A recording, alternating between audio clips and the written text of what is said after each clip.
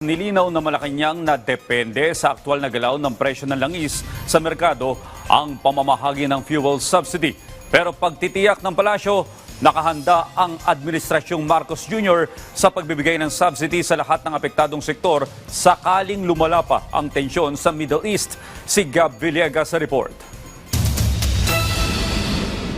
Nilinaw ng palasyo na handa ang pamahalaan na magbigay ng fuel subsidy sa iba't ibang sektor kapag sumipa ang presyo ng mga produktong petrolyo. Kasama na rito ang public utility vehicle drivers, mga magsasaka at mangingisda. Oras na magkaroon ng pagtaas sa presyo ng petroleum product sa pandaigdigang merkado. Nakadepende raw ang fuel subsidy sa aktwal na paggalaw ng presyo sa merkado, lalo na ngayon na may tensyon sa Middle East.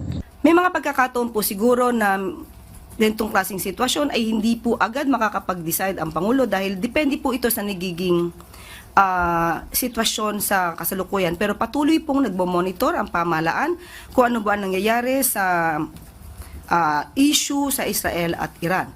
Una nang sinabi ng Pangulo na hindi apektado ng Middle East tension ang ekonomiya ng Pilipinas. So far, there is no effect. There is no significant effect on the economy. Yun lamang, binabantayan natin ngayon yung price gouging. Dahil ang dami ko nang nakita, nagtataas ng presyo. Hindi naman tumaas ang presyo ng langis. So yun ang babantayan natin ngayon.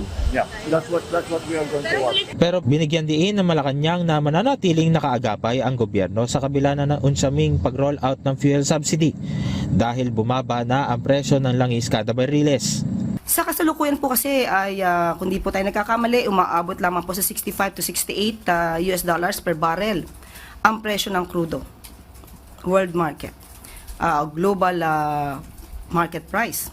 So, hindi po agad ito matitrigger. Pero tandaan po natin kung anong po ang maitutulong sa kakayanan at naaayon sa batas natin at sa rules, hindi naman po ito ipagkakait ng pamahalaan. Nasa 3 bilyong piso ang nakalaang pondo ng pamahalaan sa fuel subsidy. Gab Humilde Villegas para sa Pambansang TV sa Bagong Pilipinas.